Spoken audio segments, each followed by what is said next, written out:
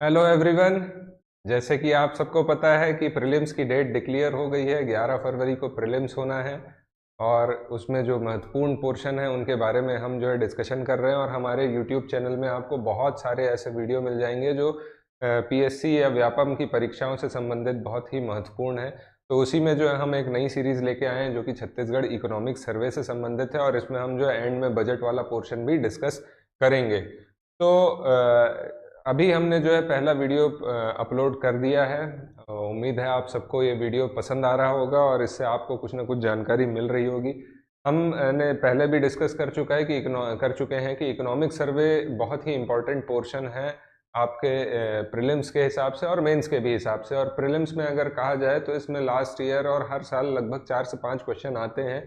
आंकड़े based question रहते हैं, कुछ और रहते हैं योजनाओं से संबंधित। तो इकोनॉमिक सर्वे को पढ़ना बहुत ही ज़रूरी है।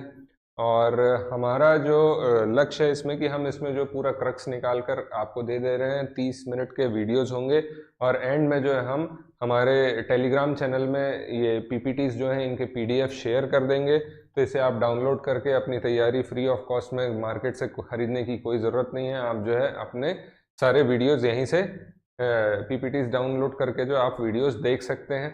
तो आप पहला वीडियो भी देखिए। और अब हम आज जो है जनसंख्या वाला दूसरा वीडियो चालू कर रहे हैं। तो बिना टाइम गवाए हम आगे चलते हैं। ज़्यादा लंबे वीडियो नहीं होंगे, सीधे जो है मुद्दे की बात की जाएगी। तो पहला वीडियो जो था जनसंख्या से संबंधित था, माफ़ कीजिएगा, इंट्रोडक्शन या परिचय था। पहला चैप्टर जो हमारे इकोनॉमिक सर्वे का होता है, इसमें सारी बेसिक जानकारी जो पूरे के पूरे इकोनॉमिक सर्वे में है उसका ब्रीफ दे दिया जा रहता है।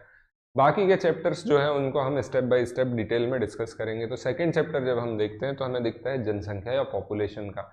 तो जनसंख्या जो है बहुत ही, किसी भी राष्ट्र या देश में हम देखेंगे तो बहुत ही सबसे महत्वपूर्ण तथ्य है, या तथ्य की जगह तत्व है, एलिमेंट है।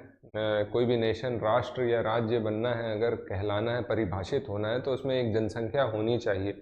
और जनसंख्या के बारे में जानकारी राज्य के लिए आवश्यक है, क्योंकि इस जनसंख्या के आधार पर ही जो है राज्य अपनी जो योजनाएं हैं नागरिक कल्याण के लिए, सिटीजन वेलफेयर के लिए, ये सारी योजनाएं जो है सरकार इम्प्लीमेंट कर पाती है, बना पाती है, टारगेट कर पाती है। नागरिकों की जनसंख्या के डिटेल्ड आंकड़े जो है सरकार को करवाने आवश्यक हैं। और एक सिविल सर्विस एस्पिरेंट को जो है इन जानकारियों का जो है अनुभव होना बिल्कुल आवश्यक है, क्योंकि इन्हीं आधार पर जो है योजना सुझाई जाती है। तो चलिए हम बिना टाइम गवाए चलते हैं इस चैप्टर पर। तो सबसे पहले हम देखते हैं क्या चीज़ें दी गई हैं। तो पॉपुलेशन चैप्टर में जब हम आते हैं इकोनॉमिक सर्वे के, तो सबसे पहले बात की गई है सेक्स रेशियो या लिंगानुपात की। तो सेक्स रेशियो या लिंगानुपात क्या है? तो भाई पर 1000 मेल्स में या पुरुषों में फीमेल्स की जो संख्या होगी उसी को हम क्या कहते हैं? Sex ratio. मतलब 1000 पुरुषों के अनुपात में कितनी महिलाएं हैं उसे क्या कहा जाएगा? सेक्स रेशियो या आपका लिंगानुपात। तो ये आंकड़े जो हम बता रहे हैं, क्योंकि 2011 के बाद से जो है सेंसस नहीं हुआ है ना। आपको अगर पता हो सेंसस या जनगणना नहीं भी पता हो तो हर 10 वर्षों में कराई जाती है। सबसे पहली अनऑफिशियल 1872 में हुई थी, है ना, लॉर्ड मेयो के समय में। और 1881 लॉर्ड रिपन के समय से जो है ये हर 10 साल के अंतराल में जो है ये कराई जाती है। तो 1881, 91, 1901, इस तरीके से जो है इसी क्रम में ये चल रही है। तो ध्यान रखेंगे। तो 1881 से चलते हुए 2011 तक लास्ट हुई। 2021 में जो है अगली जनगणना होनी थी, लेकिन कोविड महामारी के कारण जो है ये नहीं हो सकी। तो अब सरकार का उसमें कुछ अलग स्कीम लेकर आने वाली है। वो खैर अलग चर्चा का विषय है जिस पर हम बात करेंगे कभी और। आज जो हम चर्चा कर रहे हैं, जो आंकड़े दिए गए हैं और जो पूछे जाते हैं, तो अब ये जो रिसेंट आंकड़े अगर हम देख रहे हैं तो ये सारे अनुमानित कहे जाएंगे, है ना, क्योंकि ये एक सैंपल के आधार पर जो है जनरेट हुए हैं। वास्तविकता में जो है इसकी गणना नहीं हुई है। तो ये आंकड़े जो राष्ट्रीय जनसंख्या आयोग, स्वास्थ्य एवं परिवार कल्याण मंत्रालय द्वारा जारी किए गए, national population commission family and health and family welfare ministry द्वारा किए गए हैं। तो इसके अनुसार जो है 2001 में भारत का लिंगानुपात 943 था, छत्तीसगढ़ का उस समय 991 था। ठीक है, मतलब 1000 पर 1000 इस तरीके से 1000 पुरुषों के अनुपात में 991 महिलाएं थी। वहीं पर जो है 2021 में जो अनुमानित या प्रोजेक्टेड है या एस्टिमेटेड है वो 900 है, और वहीं भारत छत्तीसगढ़ का 955 है जिसे अधिकतम बताया जा रहा है। तो ध्यान रखेंगे बिल्कुल 955। वहीं पर जो है पुरुष व महिला की अनुमानित जीवन प्रत्याशा, मतलब ये है लाइफ एक्सपेक्टेंसी, है ना, लाइफ एक्सपेक्टेंसी ध्यान रखेंगे, लाइफ एक्सपेक्टेंसी कितनी है। तो लाइफ एक्सपेक्टेंसी अगर देखें तो पुरुषों या मेल्स की जो है इंडिया में 69.40% है ना, कितने वर्षों तक जो है पुरुष जीवित रहते हैं। वहीं छत्तीसगढ़ में ये कम है, उसके कंपैरिजन में नेशनल एवरेज के कंपैरिजन में, राष्ट्रीय औसत के कंपैरिजन में 67.10% है। वहीं महिलाओं का अगर देखें तो 72.70% है। वहीं छत्तीसगढ़ में ये कितना है तो 70.80% है। तो ध्यान रखेंगे कितना प्रतिशत नहीं, वर्ष है ये, सॉरी, है ना, ईयर्स है। तो इतने ईयर्स जो है, इतने वर्ष मिनिमम जो है पुरुष और महिला जीते हैं, एक लाइफ एक्सपेक्टेंसी या जीवन प्रत्याशा बताई गई है, अनुमानित है, ये ध्यान रखेंगे, है ना। भारत की कुल जनसंख्या के संबंध में छत्तीसगढ़ की कुल जनसंख्या का प्रतिशत, तो ये जो है 2011 की जनगणना के अनुसार, जैसे हमने क्षेत्र में देखा था 4.11% आया था, ठीक, तो वहीं पर अगर हम छत्तीसगढ़ के जनसंख्या के आधार पर अगर नापते हैं तो वो बताया जा रहा है 2.11%। तो ध्यान रखेंगे। वहीं पर 2025 तक के जो अनुमानित है या एस्टिमेटेड है वो कितना है 2.18%। ये बिल्कुल ध्यान रखेंगे आप, 2.18% जो है जनसंख्या होगी छत्तीसगढ़ की नेशनल जनसंख्या के प्रतिशत में। वहीं पर अगर देखें जनसंख्या जो है जो शहरी हो, जो अर्बन क्षेत्र में अर्बन पॉपुलेशन, मतलब छत्तीसगढ़ की urban population with respect to India's urban population, तो ये जो है 2011 में 1.57% थी, 1.57, और अनुमानित जो है 1.70% है। तो ध्यान रखेंगे। सिमिलरली इसी चीज का बोल रहा है रूरल पॉपुलेशन या ग्रामीण जनसंख्या, रूरल पॉपुलेशन या ग्रामीण जनसंख्या, मतलब Chhattisgarh rural population with respect to India's rural population. तो छत्तीसगढ़ में आपको पता है कि ग्रामीण क्षेत्र काफ़ी विस्तार है, प्लस हमारा कल्चर में भी जो है ग्रामीण क्षेत्र का बहुत ज़्यादा प्रभाव दिखता है संस्कृति में यहाँ के। तो तीज त्यौहार से लेकर सब चीज़ में तो ध्यान रखेंगे ये 2.35% थी, भारत का आज की स्थिति में ये 2.45% है, ऐसा अनुमानित है 2025 में होगी, ऐसा दिया गया है इकोनॉमिक सर्वे में। ठीक, अगला टोटल फर्टिलिटी रेट SRS की रिपोर्ट है 2009 से 2011 के बीच में, भारत का था ये 2.5%, तो ये कितना छत्तीसगढ़ का था उस समय 2.80%। तो ध्यान रखेंगे। प्रोजेक्टेड टोटल फर्टिलिटी रेट, मतलब आप अनुमान लगा रहे हो कि 2021 से 25 के बीच में कितना होगा, और ये भी SRS रिपोर्ट के अनुसार। तो ये ध्यान रखेंगे 1.94% है बताया जा रहा है भारत का, वहीं छत्तीसगढ़ का 2.05%। फर्टिलिटी रेट अगर जो है ये 2 से कम होगा तो ध्यान रखेंगे पॉपुलेशन वृद्धि जो है वो स्टेगनेंट हो जाएगी, ये बढ़ेगी नहीं, है ना। तो कोशिश है कि इसे 2 के आसपास रखा जाए। नेट माइग्रेशन, है ना, या फिर प्रवास, हमारे देश हमारे राज्य में जो है पुरुष व महिला जो है रोजगार के लिए प्रवास करते हैं, उसके बारे में भी कुछ आंकड़े दिए गए हैं इकोनॉमिक सर्वे में। 2001 से 2011 के बीच में बताया गया 0.09% जो है प्रवास किए गए हैं। और ध्यान रखेंगे ये जो नेट माइग्रेशन बताया गया है आपका वास्तविक और जो एक्सपेक्टेड भी जो है प्रोजेक्टेड भी जो है वो भी सेम बताया गया था, सिमिलर बताया गया था। तो ध्यान रखेंगे इस चीज़ को। आगे देखते हैं हम क्या है, तो क्रूड बर्थ रेट या फिर अशोधित जन्म दर, है ना। तो भाई नॉर्मली क्या जन्म दर है, हर मतलब हमारे यहाँ जो बच्चे पैदा हो रहे हैं चाहे जीवित हों या मृत हों, बर्थ रेट क्या है, क्रूड अशोधित बिना शुद्धि के। तो ये आपको ध्यान रखना है, 2 बार का दिया है 11 से 15 के बीच का 20.1 20.1%, 16 से 20 का है ये 17.9, वहीं छत्तीसगढ़ का 22 था और बाद में ये लगभग 20.2% हो गया। प्रोजेक्ट फिर किया जा रहा है कि 16% हो जाएगा भारत का और वहीं छत्तीसगढ़ का 17.8%। कोशिश करें कि इसके लेटेस्ट आंकड़े तो जरूर याद रखें, प्रोजेक्टेड भी और लेटेस्ट आंकड़े जो हैं ये आप याद रखेंगे। क्रूड डेथ रेट का भी दिया है, तो क्रूड डेथ रेट जो है 11 से 15 के बीच में ये 7.2% था भारत का और छत्तीसगढ़ का ये 8.1%। मतलब अशोधित जो मृत्यु, कैसी भी मृत्यु हो, है ना, सारी चीज को इसमें इंक्लूड किया गया है। टोटल मृत्यु दर, है ना, ये ध्यान रखेंगे आंकड़े 7.0 7.3, तो दोनों में आप देखेंगे भारत के रिस्पेक्ट में छत्तीसगढ़ में बर्थ रेट भी ज़्यादा है और डेथ रेट भी ज़्यादा है नेशनल एवरेज से। मतलब हमारे यहाँ जो मेडिकल फैसिलिटी है वो उतनी अच्छी नहीं है, इसलिए डेथ रेट ज़्यादा है, और बर्थ रेट इसलिए ज़्यादा है क्योंकि हमारे यहाँ नेशनल एवरेज के अनुसार उतनी अवेयरनेस नहीं है, फैमिली प्लानिंग नहीं है, इसलिए हमारे यहाँ बर्थ रेट भी ज़्यादा है। तो ये चीज़ आपको ध्यान रखनी है।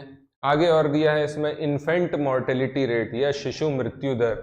तो भाई ये आंकड़ा मतलब बच्चे के जन्म के बाद जो मृत्यु हो जाती है उस पर संबंधित है, दोनों का दिया गया है। 16 से 20 का जो है ये वाला तो अनुमानित है। आपको अगर ये सारे आंकड़े जो लेटेस्ट वाले हैं वो ध्यान रह जाएं, पीछे भी जो हमने देखे, तो आप इसको मेंस में अच्छी तरीके से यूज़ कर सकते हैं और प्री में भी पूछ लिया तो वैसे मुझे लगता नहीं पूछे जाए, लेकिन आप इसे याद रखेंगे, मेंस में कोट कर सकते हैं। तो इन्फेंट मॉर्टेलिटी रेट या शिशु मृत्यु दर भी हमारा नेशनल एवरेज से कम है, ये मतलब ज़्यादा है, मतलब हमारे यहाँ मृत्यु दर ज़्यादा है इन्फेंट का या शिशुओं का। क्यों? क्योंकि हो सकता है मेडिकल सुविधाएं या आपका जो संगठित ऑर्गेनाइज्ड मेडिकल फैसिलिटीज़ जो है उस स्तर की नहीं है ना, तो इस कारण प्रसव या डिलीवरी जो है अच्छे से नहीं हो पाती है, इस कारण डेथ हो जाती है। फिर जिलों की टोटल पॉपुलेशन बोला गया, मतलब जनसंख्या के आधार पर टॉप जिले कौन से हैं, ये आंकड़े आप बिल्कुल याद रखेंगे, ये पूछे जा सकते हैं पक्का, ठीक। तो ये आंकड़े बता रहे हैं 2011 के आधार पर भी है और 2021 के आधार पर भी है, ठीक। तो 2011 में वहीं पर RDB, रंग दे बसंती, ध्यान रखेंगे RDB और KR, ठीक। तो ध्यान रखेंगे आपका रायपुर, दुर्ग, बिलासपुर, कोरबा और रायगढ़, ये जो है आपके टॉप 5 पॉपुलेटेड जिले हैं, बिल्कुल ध्यान रखना। वहीं पर न्यूनतम में सबसे कम जनसंख्या नारायणपुर दक्षिण में, सुकमा दक्षिणतम राज्य जिला और उसके बगल में है बीजापुर। तो ये लगभग अगर हम बनाएं तो ये एक ऐसा ट्राइंगल बन जाता है। तो ये ट्राइंगल जहाँ है वहाँ की पॉपुलेशन जो है सबसे कम है, ध्यान रखेंगे। यहाँ पर आ जाता है नारायणपुर, यहाँ आ जाता है बीजापुर, यहाँ सुकमा, तो इसे याद रखेंगे। उसके अलावा 2021 का भी जो डेटा बोल रहा है, तो यहाँ ये RBD हो जा रहा है, RDB की जगह RBD हो जा रहा है, और यहाँ पर एक बलौदाबाजार और कोरबा, मतलब BDBK। तो ध्यान रखेंगे सबसे ज़्यादा पॉपुलेशन रायपुर, बिलासपुर, उसके बाद दुर्ग, बलौदाबाजार और कोरबा, ठीक। आगे देखते हैं, ये 3 सेम टू सेम वही है ना, राइट है, अपने जो ट्राइंगल बन रहा है वही है। तो ध्यान रखेंगे अपने टॉप जो है पॉपुलेटेड और लीस्ट पॉपुलेटेड जो जिले हैं उनके बारे में आगे देखते हैं। टोटल शेड्यूल्ड कास्ट पॉपुलेशन, है ना, अनुसूचित जाति 2011, सारा जो इकोनॉमिक सर्वे में दिया है वो सारी चीज़ का मैं डिस्कशन कर रहा हूँ।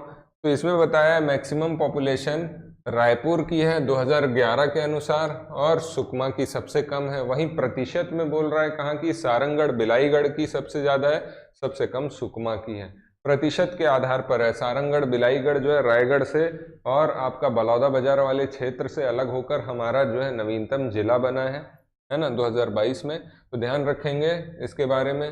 टोटल शेड्यूल्ड ट्राइब पॉपुलेशन बोल रहा है कब, 2023 की प्रोजेक्टेड बोल रहा है, कितनी होगी अनुमान लगाया जा रहा है। तो मैक्सिमम आपको ध्यान रखना है, अगर ये पहला भी ध्यान रह जाए तो बहुत अच्छी बात है, नहीं और पूरे कर सकते हैं तो सारे कर लेंगे। बस्तर, जशपुर, कोरबा, सरगुजा, यहाँ पर जो है आपकी सर्वाधिक क्या है, शेड्यूल्ड ट्राइब पॉपुलेशन। बस्तर तो सीधी बात है कि आदिवासियों का गढ़ माना जाता है, ऊपर जशपुर है, कोरबा है और सरगुजा, 3 जो है नॉर्थ छत्तीसगढ़ या उत्तर छत्तीसगढ़ के हैं। इसके अलावा मिनिमम में बोला जाए तो क्या है, बेमेतरा है, तो इसे ध्यान रखेंगे। वहीं मैक्सिमम में अगर हम देखें, सर्वाधिक हमारी प्रतिशत में, सॉरी, ये जनसंख्या के आधार पर है, ये प्रतिशत के आधार पर है, ये भी जनसंख्या के आधार पर है, मतलब नंबर है ना, और ये प्रतिशत के आधार पर है, तो ध्यान रखेंगे। तो प्रतिशत के आधार पर ये अब हो जाता है सुकमा, बीजापुर, नारायणपुर और कोंडागांव। मतलब अगर मैं मैप बनाऊं तो वही हमारा ट्रायंगल और यहाँ पर एक कोंडागांव, तो ध्यान रखेंगे सुकमा, बीजापुर, नारायणपुर और कोंडागांव, और सबसे कम ऑब्वियसली रायपुर। ठीक है, तो इसे याद रखेंगे आप अच्छे से। आगे देखते हैं और क्या तथ्य है। टोटल लिटरेसी रेट की बात कर रहा है, साक्षरता दर की बात कर रहा है, तो ये 2011 का आंकड़ा है और इसके साथ जो है हम प्रोजेक्टेड 2023 का आंकड़ा भी दोनों देखेंगे। मिनिमम फिर से वही ध्यान रखेंगे, सुकमा, बीजापुर, नारायणपुर पिछले में जो था वही ऑर्डर है। कोशिश करें कि पहला पहला तो सबका याद रहे आपको हर हाल में, और ये वाले अगर 4-5 रह जाते हैं तो क्योंकि पूछे जा चुके हैं ऐसे प्रश्न, टॉप 5 के आपको क्रम में जमाने, अवरोही या आपके असेंडिंग टर्म में जमाने, डिसेंडिंग टर्म में जमाने के लिए पूछा जाता है। तो दुर्ग में सर्वाधिक है 2011 में, ठीक, उसके बाद 2023 में भी प्रोजेक्टेड में भी बोल रहा है कि इसी में ज़्यादा होगी। रायपुर सेम है, बालोद सेम है, राजनांदगांव अब जिला जो है टूट गया, 2 नए जिले बनकर इससे निकले हैं, खैरागढ़, छुईखदान, गंडई और मोला, मानपुर, मगड़, चौकी।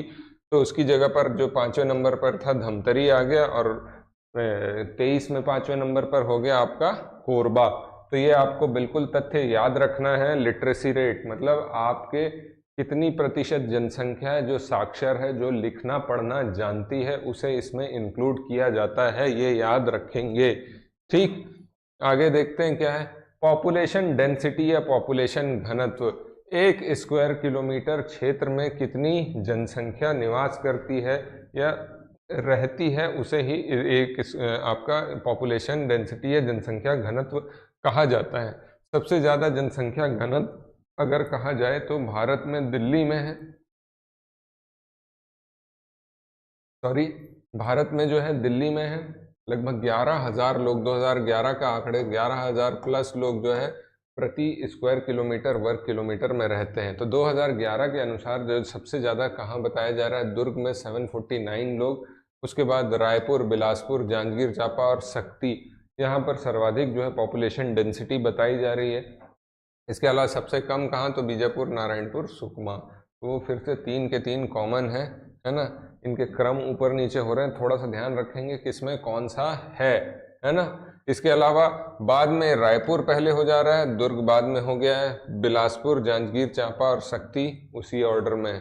रायपुर और दुर्ग एक दूसरे को रिप्लेस कर दिए प्रोजेक्टेड में। ठीक, तो इसे ध्यान रखेंगे। ये पॉपुलेशन डेंसिटी से संबंधित आंकड़े हो गए। तो ये कुछ आंकड़े पॉपुलेशन से संबंधित जो इम्पोर्टेंट मुझे लग रहे थे कि पेपर के रिस्पेक्ट से हैं, उनको मैंने शामिल कर लिया है। आने वाले समय में जो है और इकोनॉमिक सर्वे के लेक्चर डलते रहेंगे। इसका पीपीटी मैं शेयर कर दूंगा आपके साथ। पीपीटी को पहले डाउनलोड कर लीजिए और उसके साथ जो है लेक्चर लगाइए। पीपीटी पीडीएफ फॉर्म में होगा, आप उसे प्रिंट भी ले सकते हैं, आपको जैसा लगे आप अपनी तैयारी और अच्छी कर सकते हैं इसके साथ। ठीक, और साथ ही इसके कई सारा हमारा एक वीडियो सीरीज चल रही है 100 डेज चैलेंज की, तो आप वो सीरीज़ भी देखकर जो है अपनी तैयारी और अच्छी कर सकते हैं। प्रीलिम्स के लिए 11 फरवरी को प्रीलिम्स होनी है, उसके लिए आप सभी को ऑल दी वेरी बेस्ट। तैयारी और अच्छे से करिए और हमारे तरफ से आपको समर्थन मिलता रहेगा। Thank you very much, all the very best.